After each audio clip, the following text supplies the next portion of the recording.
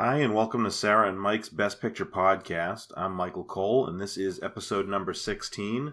This week we're going to be talking about the film How Green Was My Valley, which came out in 1940. The film starred Walter Pidgeon, Maureen O'Hara, Anna Lee, Donald Crisp, Sara Allgood, and Roddy McDowell, and was directed by John Ford. It won Academy Awards for Best Picture, Best Supporting Actor Donald Crisp, Best Director, Best Cinematography, Black and White, Best Art Direction, Interior Decoration, Black and White. It was also nominated for Best Actress in a Supporting Role for Sara Allgood, Best Writing, Screenplay, Best Sound Recording, Best Film Editing, Best Music Scoring of a Dramatic Picture. It beat out for Best Picture Blossoms in the Dust, Citizen Kane, Here Comes Mr. Jordan, Hold Back the Dawn, One Foot in Heaven, Sergeant York, Suspicion, The Little Foxes, and The Maltese Falcon. With me, as always, is my wife and co-host, Sarah. Hello. All right, so what'd you think of this movie? It was really sad. Probably the saddest one we've watched so far. Like, you felt the emotion, I guess, the most. I thought it was really sad. Yeah, there was a lot of sadness in a lot of the other ones, but I think this one, there was like less stuff to make up for it, I guess. And there was less happiness in this one. I just felt like you were more invested in their lives. Yeah. So the movie basically is it's a family in Wales, a coal mining family, and it tells the story of a minister who comes into town, and one of the sons befriends the minister, and the minister falls in love with one of the daughters, and they, it's and then the coal mining, there's wage issues and union issues, and tells the story of this family during this period. So I don't need to necessarily hit all the beats of it, but one of the things that surprised me about the movie is how progressive it was in a lot of ways. Yeah.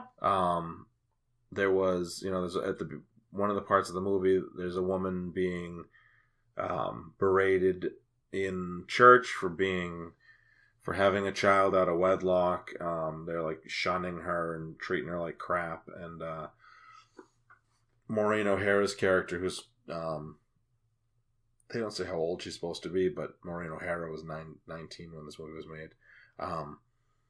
She, gets up and tells the board, the church board or whatever they're supposed to be, the board of deacons or something. She tells them that they're a bunch of hypocrites and that they don't know the Bible, and then there's also the pro-union stuff. It was interesting. It was an interesting movie. There's a couple things that I want to address. First of all, so this movie's probably most famous for being the movie that beat Citizen Kane. You haven't seen Citizen Kane, have you? No. Okay. Obviously, I've heard of it, but no. Yeah. Well, Citizen Kane probably is a better movie than this. I haven't seen it in a while, but I've heard a lot of people dismiss this movie that I kind of doubt have watched this movie. I had heard of the title before. Yeah. Well, was it a book as well? Yeah. I've heard of the book too. But a lot of as a book. Yeah, a lot of people will say Citizen Kane was beat by what? How Green Was My Valley? And I think that they probably haven't watched the movie, because the movie actually is very good. Yeah. Was it better than Citizen Kane? I don't think in 2018 it's clearly better, but and there was a lot of political stuff around Citizen Kane with William Randolph Hearst was the inspiration for the character, and he hated the movie, and he had a lot of control in Hollywood, so there's a decent chance that it won based on the fact that a lot of people either had heard bad things in the press because of it going after him, and he basically controlled the media at that point. I also didn't realize, though, that Sergeant York I've heard of. That's supposed to be a real big one. I think Gary Cooper won the Oscar for that. Suspicion is a Hitchcock movie. It's one of the more famous Hitchcock movies. And The Maltese Falcon is really famous. And so, like, this was a pretty good year. And then this movie won. I think that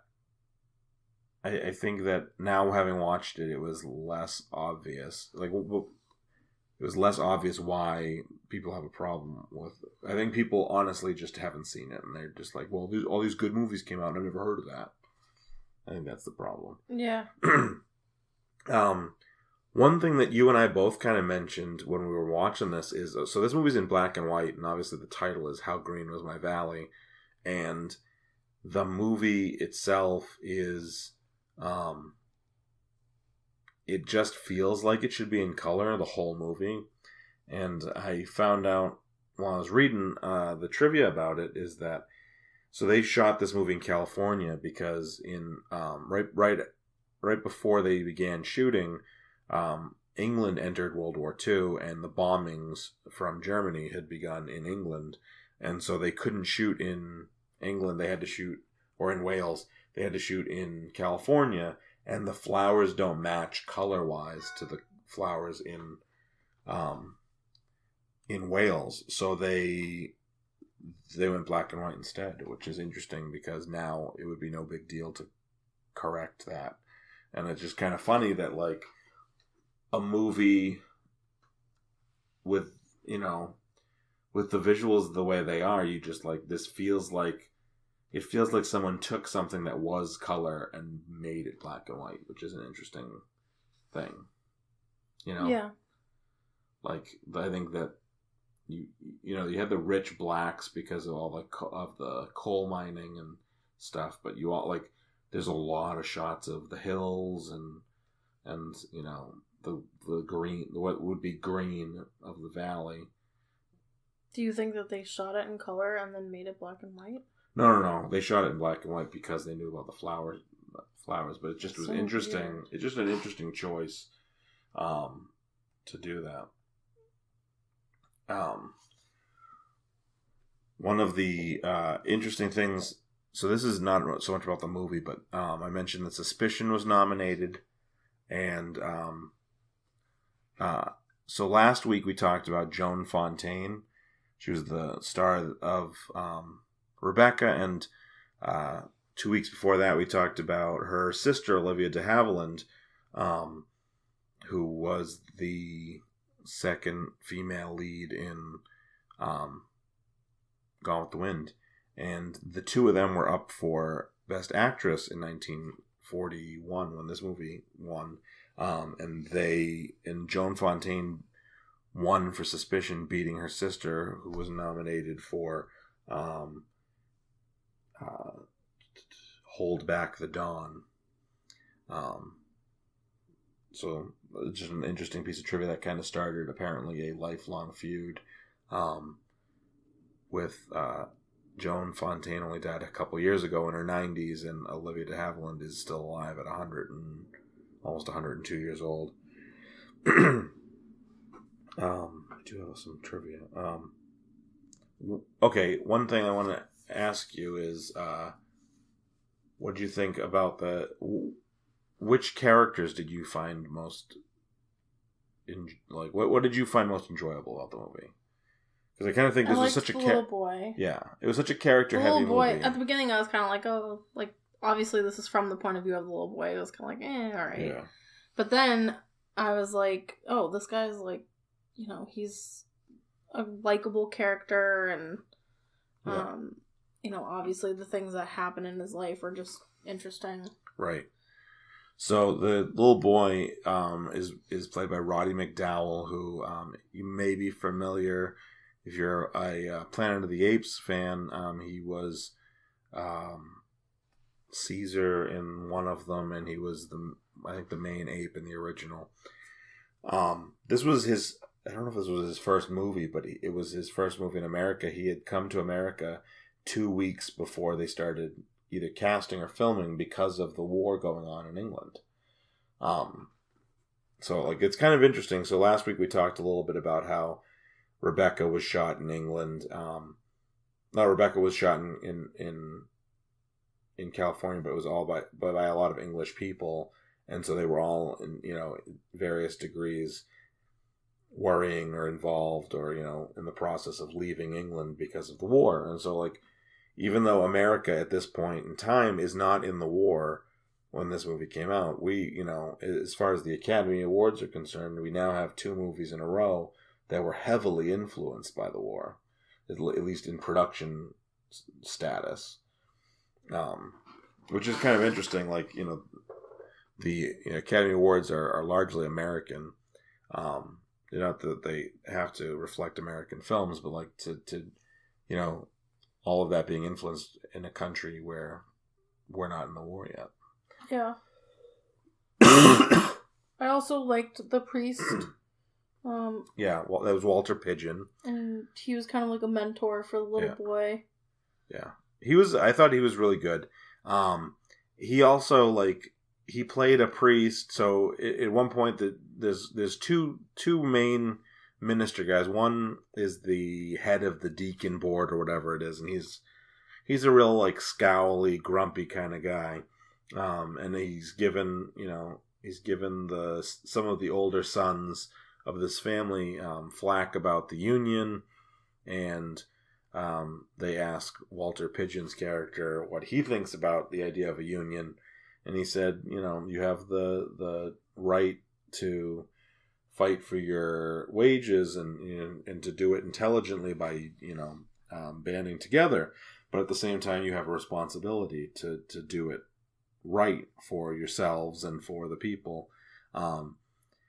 And so he takes what I would consider to be the most reasonable stance possible. And this little wormy guy is like, you're going against the church, and it's communist, and he gets real creepy about it. But other than that one guy, I actually thought that it was really interesting how they handled the idea of the Union. So you got Donald Crisp plays the father of this family, the Morgan family, and all the older sons. Roddy McDowell is supposed to be 12. But all the older sons are full adults, and they are in favor of unionizing because they're a little more savvy to the fact that they're going to get the short end of the stick as far as pay is concerned if they don't unionize. And the father, for all the reasons why the older generation might be against it, is against it, and he makes a really interesting argument. He says, these men are good men just like us. And the son says, not just like us. And basically, I thought it was really interesting because so Donald Crisp's character has a lot of faith, and it's naive faith, but it's it's faith in humanity and that these rich men who own the coal mines or who run them or whoever it is, I don't remember them getting too specific. It was a little tough to understand with their accents, but but he has faith in them that they will do the right thing. And it's interesting because, unions largely are there because people inherently won't do the right thing. And so the sons kind of realize that, they're already, at this point, I think they've already been given the chance to do the right thing. And the sons are like, no, they're not doing it. And the father is not, he tells them that there'll be no union talk in his house, and so they go off. But he's like, sit down and finish your dinner before you go. He disagrees with them, but it is I consider and him to be incredibly reasonable, and he's loving towards his kids and it's the ideal of how you want discourse to go in the family. In this family, they're a really ideal family in almost every way. As far as oh yeah, we don't agree, but we're gonna handle it, and so I thought that was really interesting to see that, especially because I just I'm not particularly familiar with the history of unions. I know the basic concept of them, and I know the very recent history of unions, but as far as I don't know what time frame this is supposed to be specifically. I think it was supposed to be before I don't think it's supposed to be 1940 or whatever. I think it's supposed to be decades before that. But it was interesting to see how, other than the church getting very involved in it and saying, like protecting the financial interest, basically, it was, everybody else was kind of like, okay, well, let's be reasonable. Like, I disagree with it, or I think we need it, but, and it was really, it was a kind of an ideal way of handling it, but also it was not boring. It didn't like take the drama out of it by having them be civil. It was really a really well done film to have such little external conflict, like, in that way. I do want to talk about... Oh, I just really quickly want to mention that I liked the music, and, it did serve, like, a plot point at a certain point, but... Oh, yeah. Well, it had, like... The Welsh singing? Yeah, like, the whole neighborhood, like, sings on the way home, and those it reminded me, like, it was very authentic to that time period. Yeah. Even not just in Wales, but also, like, in the United States. Yeah. That was, like, a common thing that people did on the way home from factories, and... Yeah. Apparently, though, those were all the genuine Welsh songs that would be sung. I figured, but I thought it was really cool. I liked it. It reminded me a little bit of Snow White and the Seven Dwarfs. Like, I expected them to be like, hi ho. Yeah, it's kind of, I mean... But maybe that's where the inspiration for that was from. I'm not familiar. I thought that Donald Crisp, he won an Oscar for supporting actor, and Sara Allgood, that's the mother. The Seven Dwarfs were minors.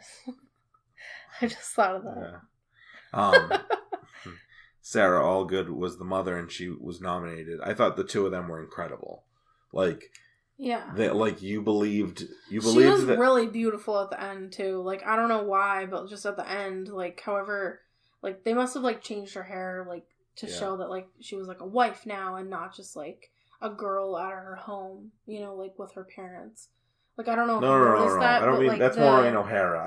I'm talking about her. I'm talking about the two of them. I'm talking about the mom. Oh, the mom and the wife, or just the wife? The mom and the father. I'm talking about those two people gotcha. were, one was nominated, one won, and they were incredible. Okay. And they were so real. Like, you believed...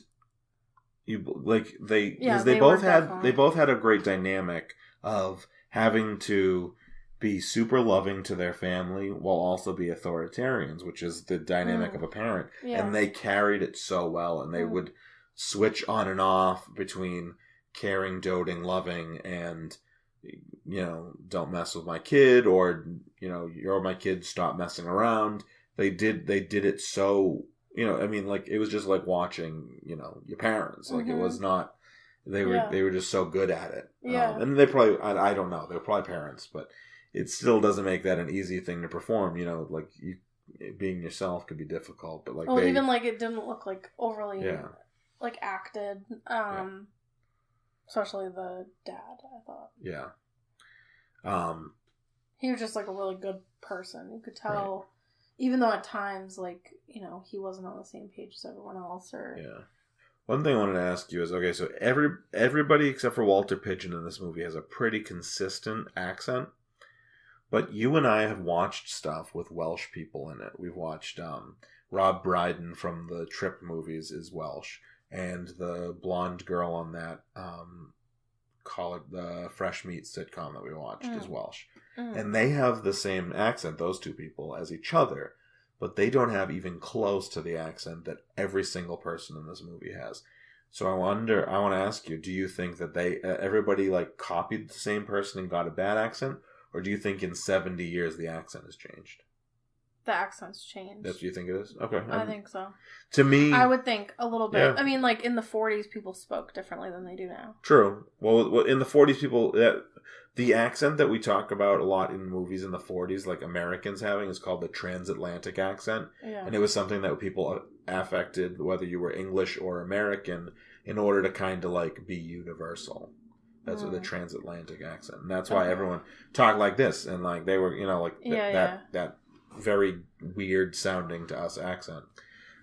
So, I kind of wonder, and if they were, I don't know, this is a weird thing maybe to think, but like, you know how when certain people with accents, when they sing, they sound different? Yeah. I wonder if they were like singing, I wonder if they were like singing every day or singing often, if it like, and they were singing very traditional Welsh songs. I wonder if that like brought out more of their accent, like, or more of the like real like hardcore Welsh.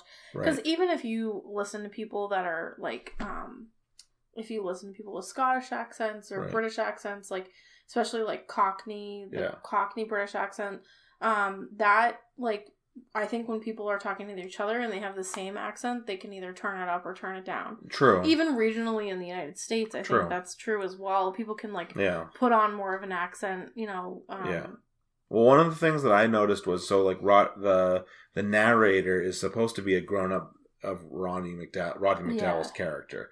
His accent is different. Yeah, so his accent is least of an accent. Well, no, his accent is when we first started watching the movie, nobody else had spoken. And I thought it is that same lyricalness that Irish accent has. Oh. It was not anIrish accent, but it has that same like like lyricalness I almost, like, didn't hear it. And I almost didn't hear it. And that's when I think of Rob Brydon and that blonde girl on the other show, in their modern Welsh accents, I think of that same lyricalness. And everyone in this movie, to me, sounded closer to Amish, to what I think of as Amish sounding. I just kept thinking that we were watching the movie, like, from him, like, from the narrator's point of view in 1940. But obviously that was taking place at least 30 years before. Yeah, they very well. So I wonder if that was part of it. Because I just kept feeling like when we were watching it that this was like a, not a timepiece, but like period piece. Yeah. Like, I got the feeling that it was supposed to be at some point in the past too, and so I think you're right about like that. It was the boy that grew up, like obviously over that, you know, was telling the story from the past, I think. Yeah. One scene that I really want to talk about is Roddy McDowell's character. He has like a crazy arc where he, you know, at one point he falls through ice and he can't walk, and they think he'll never walk again, and then he does. And then when he's learning to walk again, he's reading lots of books that Walter Pidgeon has given him, and he becomes very, you know, educated. And his father wants him to go to school, and he goes to a national school, and so he has to walk over across the valley or over the hill to the next valley or whatever it is to go to this school. And when he gets there, the teacher is just like a total jerk. And the other kids are jerks, and he goes and he gets, you know, after his first class, he gets beaten up really bad, goes home, and you know, he tells his brother, asks what happened, and he says, I fell down the hill walking home, and he says, did you win? And so and then he gets home, and his father says, we're going to teach you how to fight, because and he says, you'll get two nickels or whatever it is for a broken nose and this and that. And the mother gets a little upset, but ultimately they get this drunk guy from the bar who's a boxer to train him, and that guy was probably my favorite character in the movie, because this guy is you know, he's real silly showman kind of guy, but he comes in and he's like sizing him up, and he's trying to figure out how to get him to box. And so the next scene, you see Roddy McDowell going to fight the same kid that beat him up, and he's doing really good in the fight. They're both shirtless, and goofy looking, and fighting with the like their fists way too far out kind of thing, but they're fighting like what you'd think of. You know, they look at the Notre Dame like mascot. Yeah. And they're fighting, and he's keeping up, and then the teacher comes and whips him with a cane, canes him in the back, and they said he cut, one of the brothers says he cut him to the bone, and he says, no, don't, you can't go talk to my teacher because it'll just get worse. And so the father and the brothers respect it, and the drunk guy that taught him how to box and his friend show up during school the next day, and they're like, are you Mr. Jonas? And he's like, yeah. He's like, oh, good. We were hoping we heard that you you were teaching, and so we were hoping to find out. It was such a good scene. He's like, we want, how long is this cane? And he goes, well, I would use a ruler to measure that. And he goes, okay. He goes, and you wouldn't use a little boy's back, would you? And he goes, the teacher realizes what's going on, and he gets worried. And basically they proceed to beat the crap out of this guy, but make it seem like they're doing it kind of accidentally. So like they're like purposely doing slapstick, and they are like there was one point where I thought the guy was dead. Like I thought they hit him too hard because he's like that'll break his nose, and does this like move, and they just beat the crap out of this guy and to protect this little kid because the kid's so sweet and so nice. Yeah.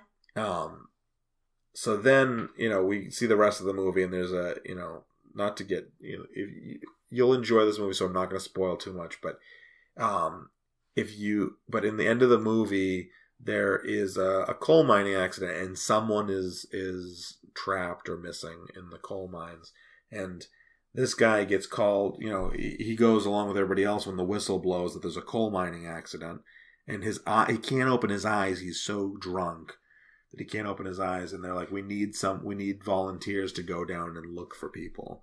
And this drunk guy who had beaten the teacher up goes down, even though he can't really open his eyes. He doesn't think twice about it, and it's such a endearing character because he's the slapstick of the movie. He's the comic relief totally, and he has so much heart. Mm-hmm. Yeah. He definitely adds a lightheartedness. Yeah. There was also a lot at the beginning. At the beginning, they're celebrating something, and there's a lot of fun bits in the background. So, like, one guy, they open like a big keg, and one guy fills his hat with beer, and he starts sipping out of it. And then when the ministers show up, he, in order to like be more presentable, he goes to put his hat on his head and forgets the beer's in it and pours it on himself. There's just some great comedy stuff in here too. But I think that like this one surprised me possibly more than any other one we've watched so far, because this one does get a bad rap because it's the one that beat Citizen Kane and does it deserve to have, and I don't know that it does deserve that, but it was a really good movie. Is there anything else that you wanted to talk about?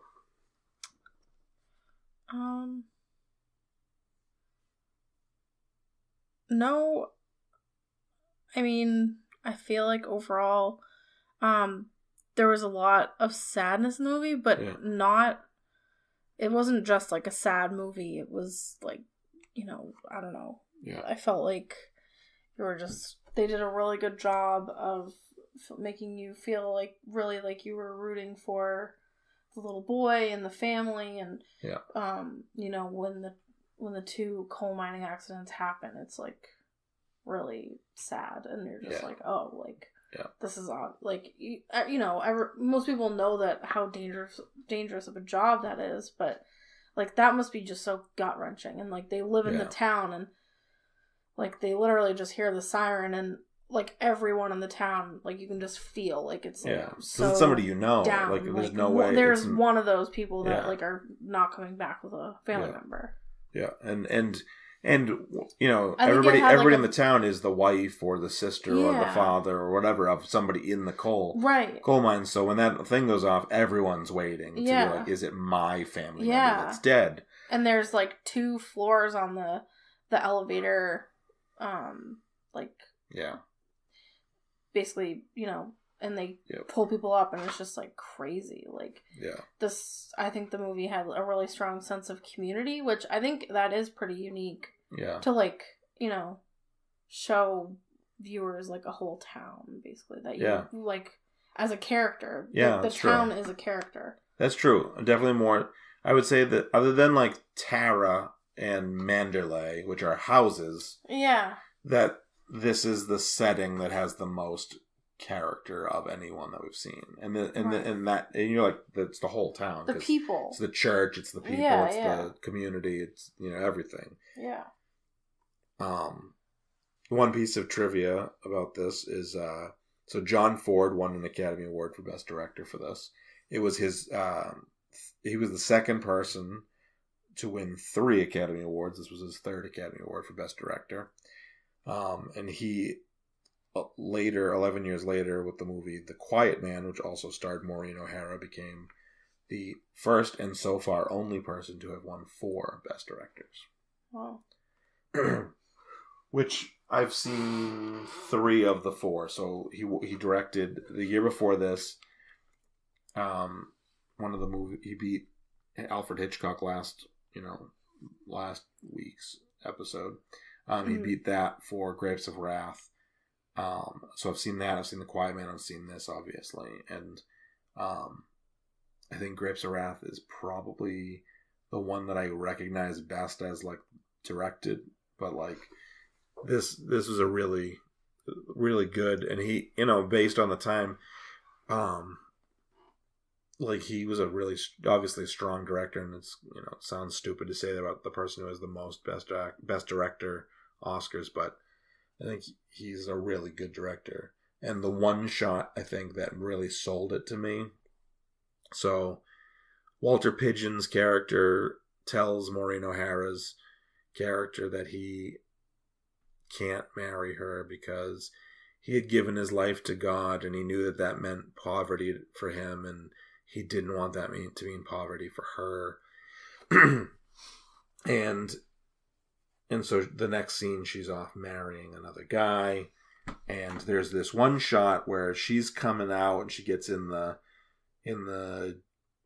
horse and buggy with her new husband, and everybody in the crowd is there like cheering her on or whatever, and the Welshmen are singing, and the buggy starts to ride away, and out in the very background of the shot in front of the church, because they're kind of coming out the side entrance or whatever, and on the other entrance, so in the background of the shot, you see Walter Pidgeon's character come out and like kind of put his hands on his hips, and kind of like you see in body language, in silhouette, in the background, the despair this man, because he probably just performed the wedding of the woman he loves.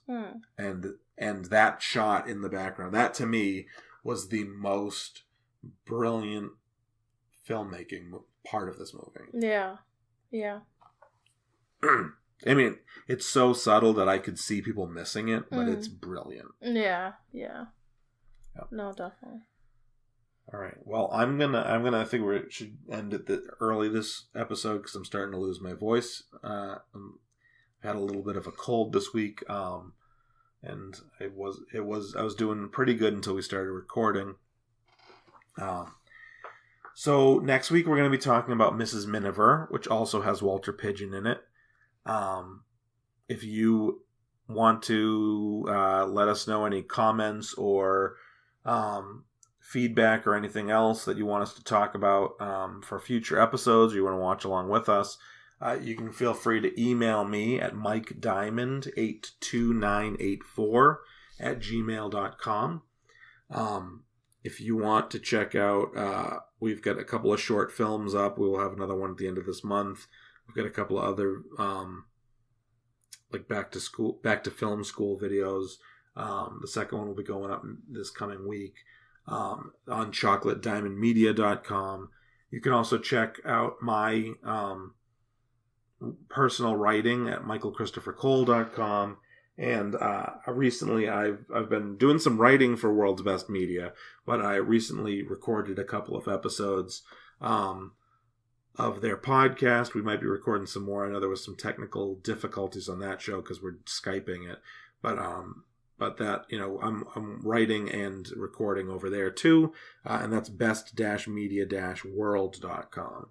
So feel free to check any of that out. Get in touch with me, like I said, at mikediamond82984@gmail.com. Next week we will be talking about Mrs. Miniver, and then actually after that it's Casablanca. I'm kind of excited about Casablanca. I believe both the next 2 movies are World War II movies, and I think we're like fully going into World War II starting next week. So you'll hear from us next week, and we look forward to hearing from you. Thank you.